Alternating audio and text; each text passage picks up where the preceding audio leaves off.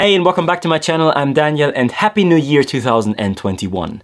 This video is my rewind of 2020. And let's face it, 2020 was one of the most craziest years for all of us. I guess for you went through a lot of stuff in 2020, also for me and for all of us. In this video, I want to highlight the most important points that happened on my way in my career, what I was doing, what I was up to, because I was not always focusing just on YouTube. I tried to build a lot of stuff, writing a book, this kind of things. But it was not always just nice and beauty and everything amazing. No. In April when Corona hit, because my main business is a Canada blog in German where I talk about my experience from my 2 years in Canada. Because in 2015 I went to Canada. Probably if you watch this video you already know. For the last 5 years I was traveling around and my business is based on traveling. And the travel industry was hit the most from the coronavirus. Or from the pandemic, not from the virus itself. In April, my income went down, nothing there anymore. And not even that, I even had to pay back money that I already earned in January, February and March because people were lining up to go to Canada. They already applied for the visa, they already got their insurances, and because they couldn't travel, they took their money back, the insurance companies gave the money them back, and they had to take the money from the ones where they gave the money, like me. Yeah, you get the point. Let's go and start from the beginning, because the 1st of 2020 was an amazing start for me because Lizzie Pierce uploaded the video that I edited for her. Lizzie Pierce is a YouTuber, a video content creator in Toronto in Canada, and I made a video for her because she was looking for a video assistant editor position. And I thought, how can I separate my application? How can I stick out from the crowd, because there are probably so many people applying for this job, and how can I stick out? That's why I made the video. But there's one side from the story which I never really talked about. There's another reason why I applied for this job in the first place. So after the last 5 years of traveling around, I felt lonely. I came back to Germany in 2019 and I didn't felt like I'm belonging. Like, I know I still have my friends and my family here, but something when you do long-term traveling, something just, I don't know, I didn't fit with my world perspective, with my daily routines. I didn't match it anymore. I'm not feeling completely German in my heart anymore. I feel more like a traveler, a person from the planet, you know? Like, I know it's so hard, it sounds so cliche, but I can tell you, it is actually harder than I can even talk about it. I had lots of times where I doubt myself, lots of times where I question my path, questioning my business choice, for example, that I made a blog about Canada and went to YouTube and creating videos. I question this stuff because financially I never really hit a point where I could say, yeah, I became super rich. No. In 2019, this was the first year where I could live from my income from my blog, which is an amazing achievement. But it was never as much as you would earn in a minimal salary in any of the countries we have.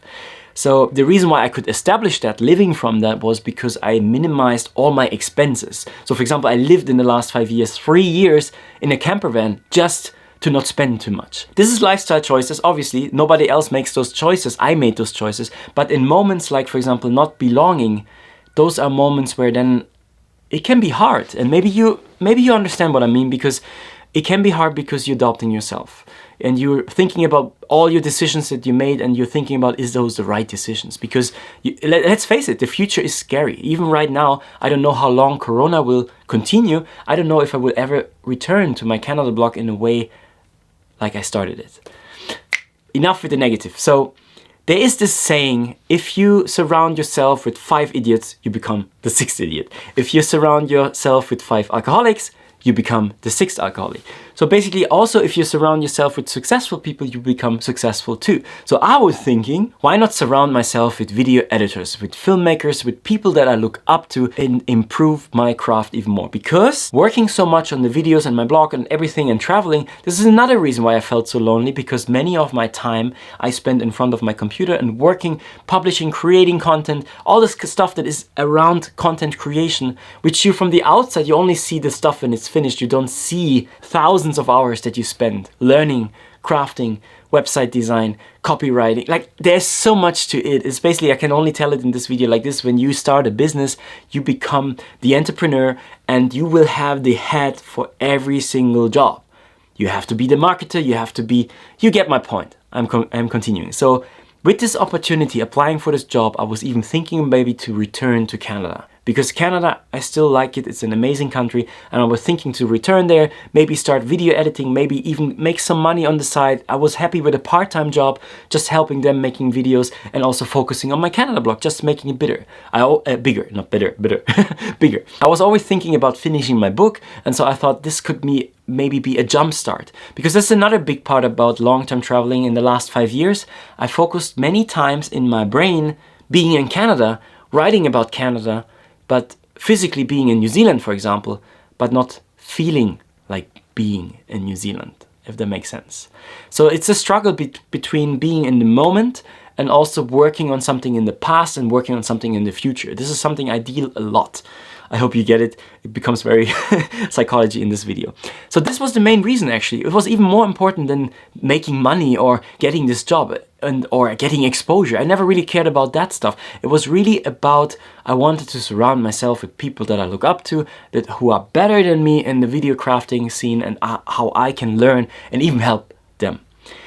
So this video project led me to become one of the 6 chosen people who had the opportunity to create her first vlog. In January, I went to Tenerife to meet up with 2 amazing guys, Niels and Julian, 2 German entrepreneurs who also run their own businesses. And we were deciding, like, because Julian I met already in 2017 when I was in New Zealand, and we always like it is. You get together, you're building up a friendship, you stay in contact, and then we decided, you know what?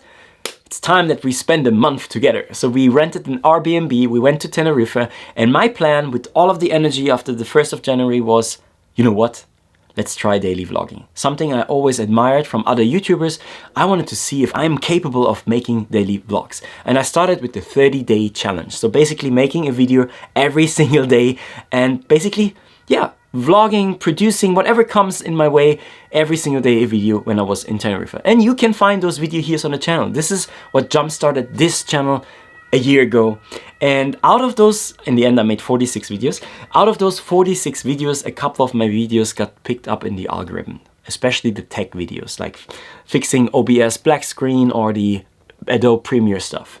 In my daily challenge, I basically wasn't sure what I should do, and I didn't care too much. It was more a challenge for myself, and I just stayed there, worked on the videos, and created whatever came up. That's why there is travel content, there is tech content, there is even stupid stuff where I'm just talking into the camera like today.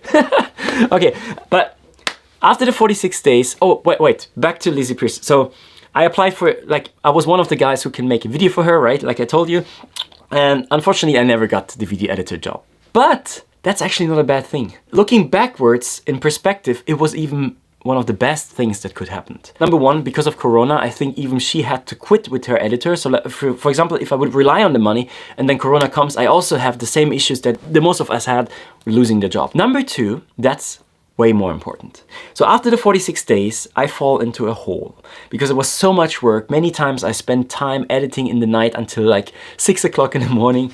And yeah, it was just exhausting. I had like 4 or 5, sometimes 6 coffees in a day. And when I went to bed at 4 or 5 o'clock in the night, I already woke up at 7 or 8 to finish up the video, to make the thumbnails for YouTube, make the Instagram videos, and put out the promotion, the little bit of promotion, and then go for an adventure, record, edit again. It was a full-time job. It was 20 hours of work each day just to produce those 46 videos. So it was not reliable.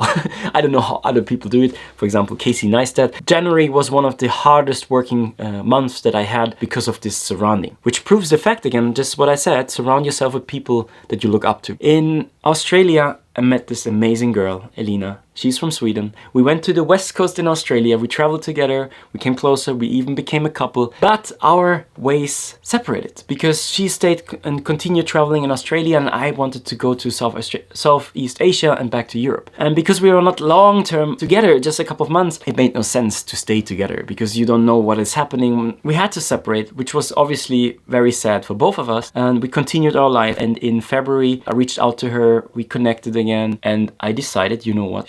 She finished her traveling. She's now back in Europe. She's in Sweden. And so I'm like, you know what? Why not visit her in Sweden? So I traveled to Sweden, first Gothenburg and then Västerås, where she is coming from. And since that time, we are a couple. And this would have not happened if I would have got the job from Lizzie Pierce. If I would have got the job from her, I would have had so much work that I maybe not even reached out.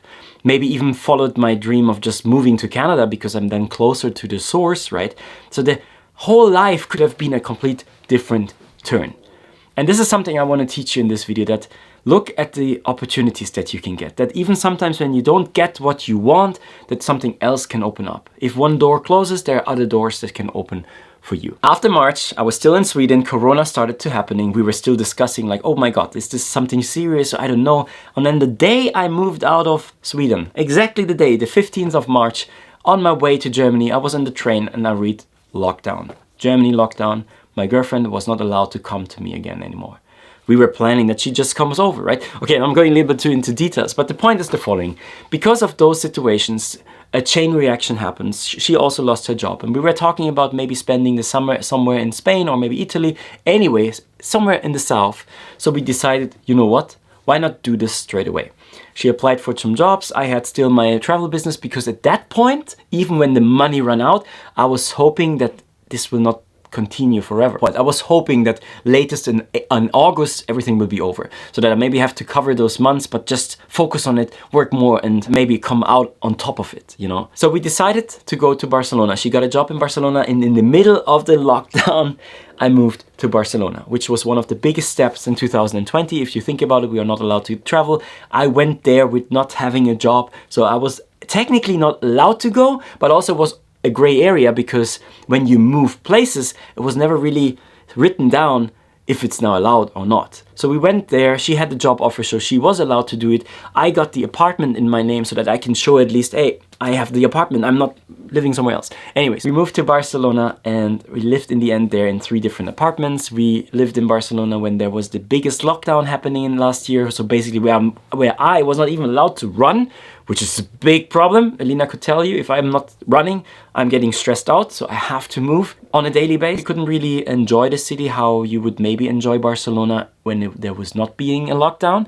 Because for example, all the festivals, the music, where it's famous for, we couldn't see it. But we had the restaurants, we had the sangria and all of those kind of things, and we had a lot of fun there. But let's stop with the fun part. So in June, I reached out to Julian, who is the other blogger. I have spent time in Tenerife. He has a New Zealand blog, I have the Canada blog. And we both were thinking about writing about the experience in Australia, because I have been in Australia and he was about to go to Australia because he got granted his Australian visa. Unfortunately, because of Corona, he could never go until now. He's now in New Zealand, by the way. Hey, Julian. But because of that, our interests were the same. And except of becoming competitors, we were thinking like, why not do it together and just try to make this new website even bigger. So we decided to work together on the project workingholiday.blog. So that's a website where you will now find all the working holiday visas, because there are actually over 60, is it 63, 66? There are so many countries in the world where you can actually get a working holiday visa. And my idea, my plan was to make this one platform, the platform where you can find all of those informations. And so from that moment, I stepped in and I said, you know what? I will produce less videos and I will focus on 2 things.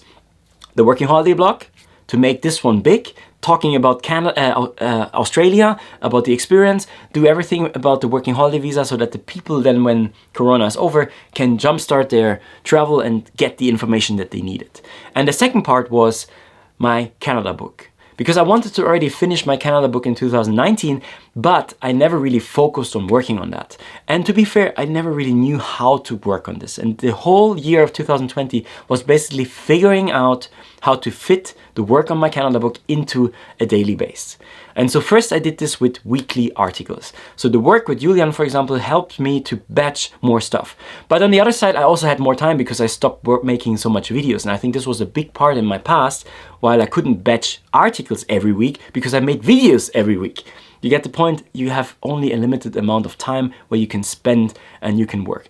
I hope you understand what I mean. But basically, because I made less time into the videos, I had more time building the new website. I also created an online shop. So workingholiday.shop, where you can find gear for work and travel. And also, this shop is the base where we launched our first product together. Or at least for me, it was my first product ever. Until now, or until that day when I had this product, I only made money with affiliate marketing, where I basically had products that I relate to because I find them good, and I refer to them in the blogs or in the YouTube videos. And when people sign up for that, I get a commission on, like, you don't have to pay for that, but I get a commission because I'm basically helping them with the marketing. And the problem with this kind of money is that you are basically in the hands of someone else.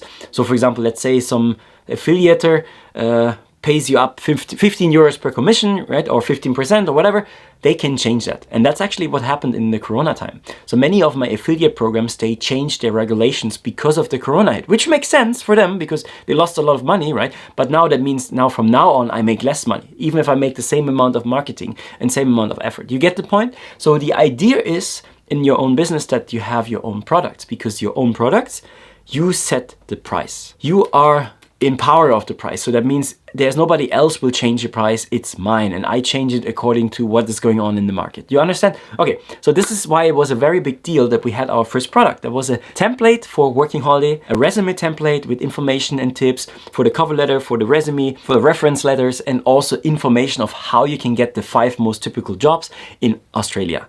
And this was a lot of work. We put this all together, made it nice, and some checklists to it, and we put this all to our shop. So now you can actually buy this product in our own shop. Why our own shop? You don't need to do this if you started your own business, for example. There are many platforms where you can just put your products on, but those platforms take like 7%.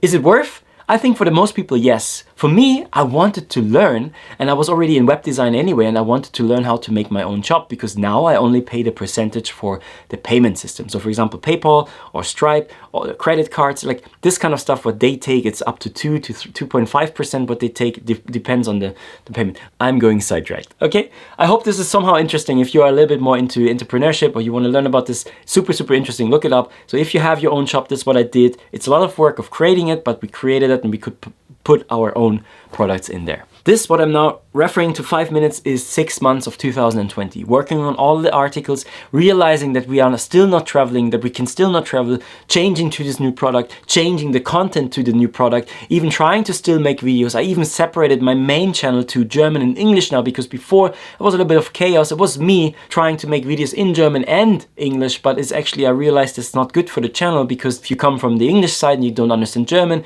it will damage the German videos. If you're German, you don't want to see the English videos, it will damage the English. You get the point? So I should have started from the beginning 2 channels, but it's not an easy decision, because if you go to YouTube, you need so much energy, so much passion, so much dedication. Just one channel to make it big. It's so much work. I can tell you, my first channel, for example, took 2 years to get to the first 1,000 subscribers. And this is actually the point where you can apply for the advertisement program that you have on YouTube to even make money. But I can tell you, with 1,000 subscribers and the views that I get, that's not much money. It was like 5-6 euros that I got per month. So that's not the reason, but just to show the curve and the energy that you have to put in a YouTube channel. So the decision to go with 2 channels, it's not easy. So even today, if I'm trying to focus on this channel here, it's again 2 channels. What am I doing? If I'm making travel videos, I still have Working Holiday where I have to put it there, and then I have the tech stuff here.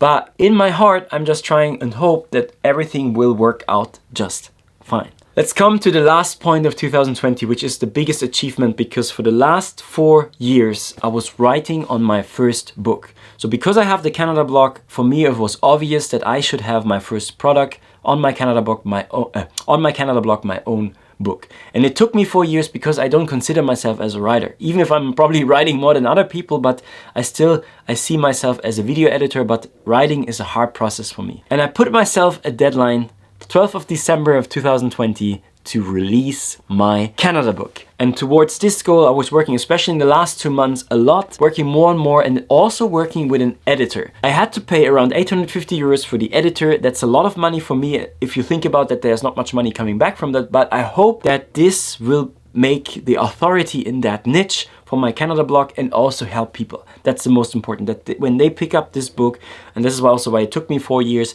I wanted to be the book that has all the information that are important and relevant for the working holiday in Canada, so that the people can do it all by themselves, that they don't need to go to any travel organization to apply for them and let them do this job. Because I think personal growth starts when you take stuff in your own hands and you work on this stuff. Does it make sense? That's basically the year, because now in the end, in December, we went back from Barcelona and we came to Germany just for the vacation, and we will move to Sweden. And on the 4th of January So basically in 3 days, we are traveling to Sweden and we will start a complete new chapter in Sweden. And this is why this whole idea and also this video is important for me, because it's also a new change. 2021, I will focus more on my tech videos and this channel and try to focus on that, because I don't know how long Corona will still work. And if it goes for the next 3 years, I cannot work on something where I don't make any income. But there's one thing, having an online business, a blog, as an advantage over other businesses, like a physical store, for example. I don't have much fixed costs. There is more than you probably think, but there is not as much fixed cost than having a store. So I can keep my website. Even if I'm not working on it, I keep it. There's my book there. I can rotate articles. I can, if I'm feeling like it, I can write an article.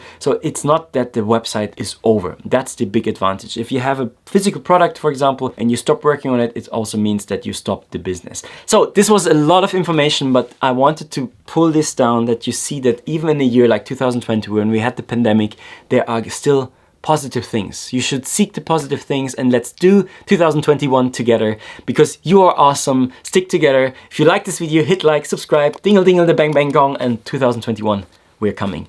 See you in the next video. Bye, I'm Daniel.